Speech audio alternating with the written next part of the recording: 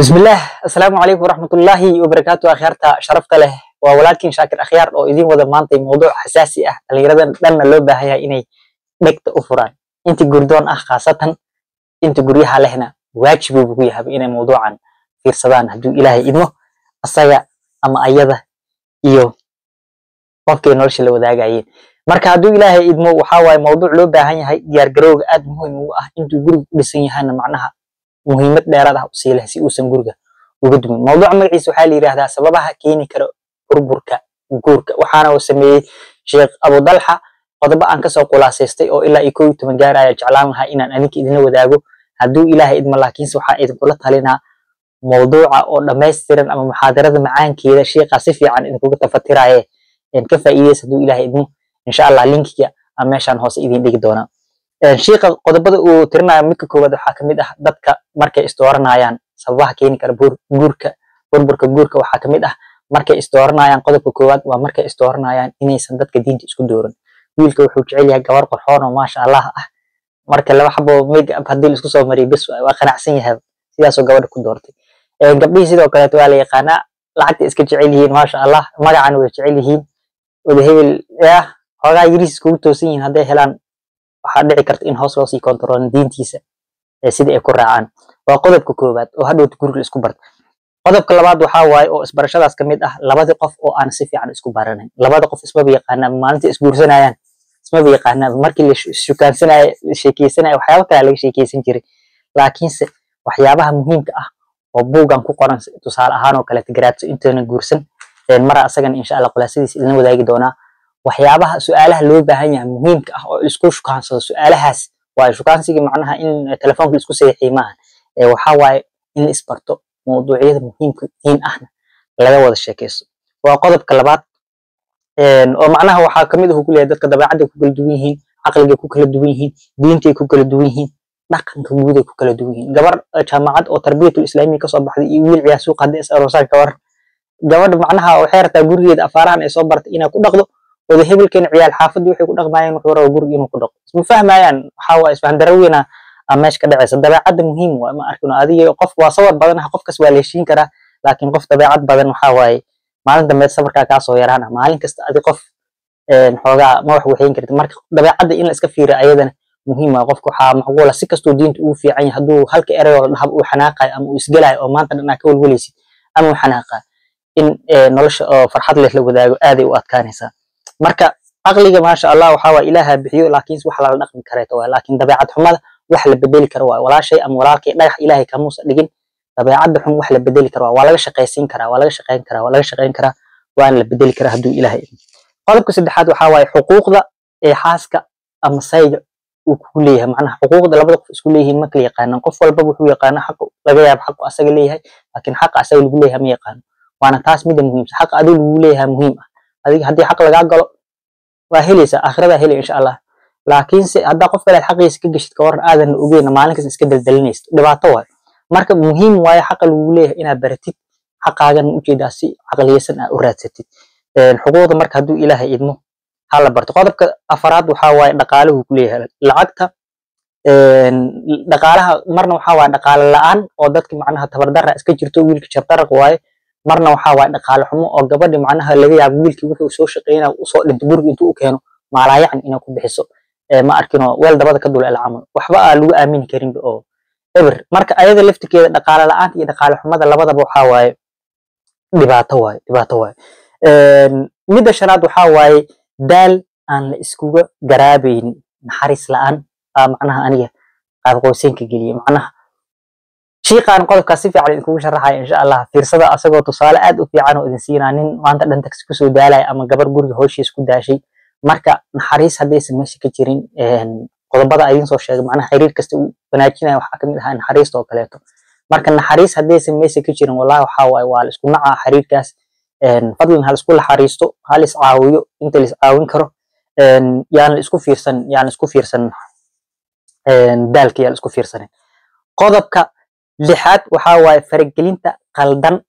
شيخ wuxuu leeyahay fargelinta guracan uu leeyahay asaga guracnaanta laakiin si qaldanana u fahmay waa fargelinta qaldan ee qoyska iyo qaraabada iyo asxaabta macnaha oo qoyska lagu sameeyo waxaana sameynaya qaraabada iyo asxaabta sameynayaan marka fargelintaas qaldan dad badan shaydaanka ma arkin oo shirkiga ilaahay ka sokow shaydaanka dambi la galo wuxuu u jecel yahay guri islaam ah oo la dumiyo marka dadka Soomaalida oo sahlanaya dadka inay isku diraan oo kale ama gabadha ay la saftaan ama wiilka ay la saftaan ama iska fur ay yiraahdaan ama kala tag ay yiraahdaan dambi weyn ay ku jiraan ha is ogaadaan fadlan iska ilaaliya meesha la isku furaay xataa ka carar ina ka qayb qaatiin warkeeda iska dhaaf marka guriga islaamka oo la dumiyo dambi weyn waaye fadlan qaraabo yaa la isku dirin qoysaska dhisan ee hal isku dayo sidii macnaha loo xalin lahaa khilaafka inta la xalin karo wixii macquul ah qodobka sideedaad waxa waaye lamaanaha oo waxa xun iyo qaladaadka kali ah xasuusto wixii wanaagsanaana iloobo qodob muhiim ah waa aadanahan uu caan ku yahay gabdhahan marka qaarkood lagu xanto oo ma arkin maadaama leeyahay maskaxdooda qasnada badan ay haystaa gabdhaha halkii mar ay kula hadlaysa 10 qasnada u furan ninka hal qasnada u furan marka laga yaabo waxyaabo hore oo tagay oo xumaan ah inay soo xasuustaan oo ma arkin oo ninkii hadhowti sidaas ku soo xasuusiyaan wanaagan ilooban ninka sidoo kale asagan gabadhii waxa soo daal ah u galeysay waxa soo wanaag ah sameynaysay u dul qaadanaysay hal maalin ee macnaha dulqaadkii ama wanaagii ama wax yar ay ka qaldameen inuu asagan furka tuurtaa laga yaaba uu iloobo intaas oo maalin gabadhii wanaagan ku soo dhaqaysay marka hal iska fiiriyo insha Allah waxa waaye sida caadiga ah ama dabeecadda fiican waxa qofka wanaagaaga u jeeda wanaagiisa ina xasuusatid qaladaadkiisana ma arkino isku dayid ina yareysid ina ilowdid oo macnaha ignore gareysid oo ma arkino wax ku yaal arka soo qaadan ma sheekha tusaale cajiib wuxuu leeyahay nin guri waxa dhaqan kara nin dabaal ah haddana aqli badan sida ma arkino xaaskana gabadhan sidoo kale waaye dabaalna noqo aqli badnaawna mujeeda waxyaabaha qaarkood adoo og oo xumaan ah iska dabaali waxa ogeen iska dhig markino aqligaaga mujeeda marka aqliga dhabka ah waa kaas macnaha qofka oo wax kasto qodqodo oo raadiyo oo ma arkino inuu gar yeesho oo qofka isku taagtaago isku dayayo aqli maaha insha Allah marka hal isdabaaliyo inta isdabaalin karo gurigan aqli hal lagu dhaqo inta lagu dhaqi karo ilaahay idinkiisa qodobka sagaalaad waxa waaye masayrka xun wali wuxuu leeyahay sheekha kuwa ragga ku dhaca uga sii xun laakiin waa sax nimanka hadee masayraan waxa waaye furkay tuuranayaan laga yaabay gabar xaaskiisa oo la socod meel adeeg ka soo gadinayay nin mahadsanid hadee ku tiraahdo alaabta marka uu gabadha siimo inuu xanaaqo jira si mahadsan dhihi kartaa walaalo wiilka arkin wuxuu iga galay mahadsanid una iray mahadsanidina muslimiin gaale ka dhaxaysay maxaa u masayraysaa ninka uu meeshaas ka xanaaqo gabdhaha qaarkood sidaas oo kale waxa dhici karto inay walaalahood ka masayraan ama saaxiibta in masayrka macquul waaye laakiin waxa macquul ah waxyaabo meel aan laga masayrin oo kale inay ka masayraan ama ninka isku dayaan qaraabadiisa iyo asxaabta hadii xun wax kale waaye laakiin qaraabadiisa inaa ka goysid isku daydo 24 saac u jeeda adiga saan isku duubtido uu meel u dhaqaaqo waaye ayada laftirkeeda qatar kale ay noqonaysa hal isjir insha Allah qodobka ugu dambeeya qodobka ka horeeya waxa waa marka isfahan la'aanta xalinta qoyska oo wax laga baran xalinta qoyska oo wax laga baran iyo khilaafka oo wax laga baran xilli aysan ku habooneen xalintii khilaafaadka ayadoo la fiirsado waana arrin cajiib ah oo maasha Allah oo dadkana aysan badankood ku baraarugsanin qofku waxa dhici karta markuu xanaaqo inuu afka iska furto ma fiirnayo caruur ma meesha joogto daris ma meesha joogto asxaab ma meesha joogto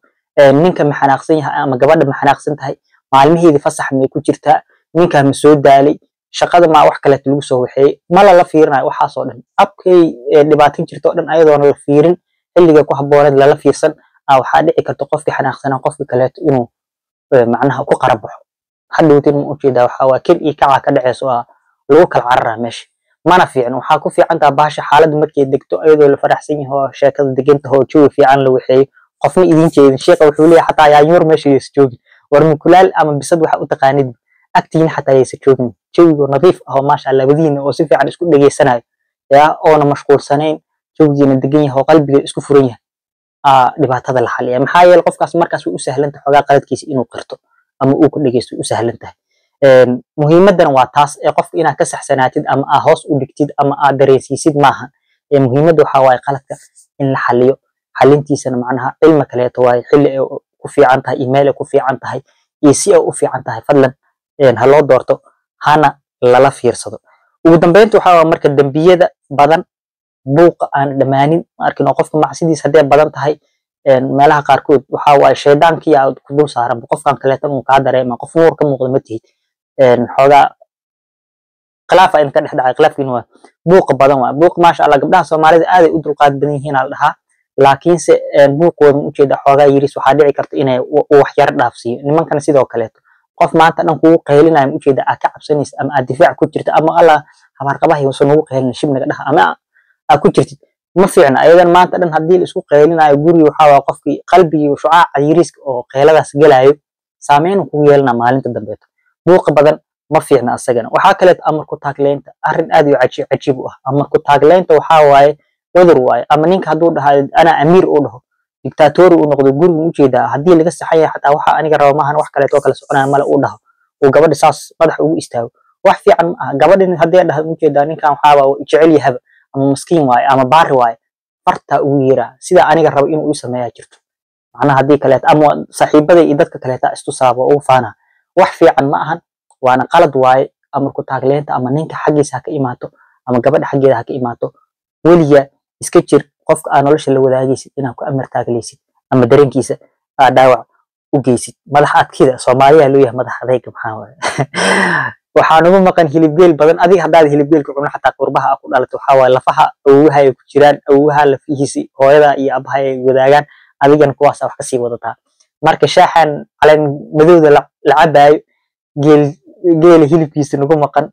dhaqankii Soomaalida xoogaa adeeg wax iska celi nagu jirto inay tahay laga yaabaa waxyaabo badan ay keenay almuhiim laakiin dadka inuu madax adag yahay qofka u jeeda isagoo qaldan qodobka ku xig waayo qalad oo qaldan u jeeda oo san qaladkiisa qiran maadaama madax adag dartiis oo qumanihiisa qorta ugu jiro oo asaga bis wax uu rabo u muuqato oo wax kale haba yaraatee aan laga dhaadhicin karin marka madax adeegaasna waxa waaye arrin aad iyo aad u xun waaye qodobka ugu dambeeya waxa waaye Soomaalida dhaqanka Ilaahay noo toosiyo xoogaa dhaqamada yaraanteeda xataa qarkood ka arka waxa kamid ah dad ayadoo isku dhegdhegayana arkaysa nini naag wadada ayadoo la marayaan oo isku dhegana arkaysa hal ha ifur leh oo macnaha kaal marqaati iga noqdo waxa ceeb waaye ma arkino ninki inay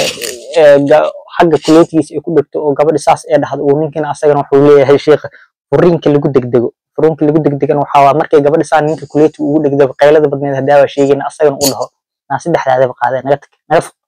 oo saas ku yiraahdo macnaha oo furiinka uu ku degdeg gabadha marka uu furo abeenada uu saddexdii dusha ka saaro ee ayadina baroor meesha la fariisanaysa maxaa dhacay waa la furay adiga furitaanka marin dhibaato kale waa ma arkino dadka buuqa iyo degdeg muujida iyo madax adeega waxyaabaha uu noo keenayo waxa waaye marka gurigi oo si sahlan ku dimo furuunki oo macnaha si degdeg ah ku dhaco Sheekh Mustafa mar waxa la weydiinina wuxuu weydiiyay sheekh oo anu xanaaqsan xaaskay saddex ku furay maxaa xal ah Mustafa wuxuu ku yiri marka sheekh hadaa xaaskaaga hal dalaaq ku furta xataa way ka furmi lahayd oo way ka furmi lahayd maxaa saddexda wada ugu saartay xeeri fandhaar way kala dhaceen waxba lama sameyn karo saddexdii hal mar dusha ka saaray gabadhina haduu ayadan xagee baroor la fariisanaysa marka fadlan ha laga fiirsado macnaha waxyaabaha lagu degdegayo ninka waxa laga rabaa ma arkino markaas oo kale xaaladda inuu fahmo inuu istajiyo gabadhana ayadan waxaas inay caadeysato sheekh dalxa wuxuu leeyahay awooday ka tahay waana sax gabadha awood waxa kaliya ay dhihi karto ifur waaye ifurta awood waaye marka awooddaas inaa isticmaashid walaashay lagaaga baahna ma arkino nuclearka qof kasta haduu isticmaalo dunida ma sii jiri lahayd nuclearkaaga waaye ha isticmaalin marka haduu ilaahay idmo xaajiga ninkan waxa ku leeyahay adigana doqon ha noqon furiinka ha ku degdegin xaaladda u degshi gabadhaan u jeedaa wax kale arrinteeda xalkeeda asaas noqday inay kula heshiisay rabtaa haduu ilaahay idmo la heshii Sheekh Abu Dalxa marka ka faa'iideysta mowduucan gurdoon hadaa tahay hadaa guri leedahay ma arkino labadaba uu ku anfici doona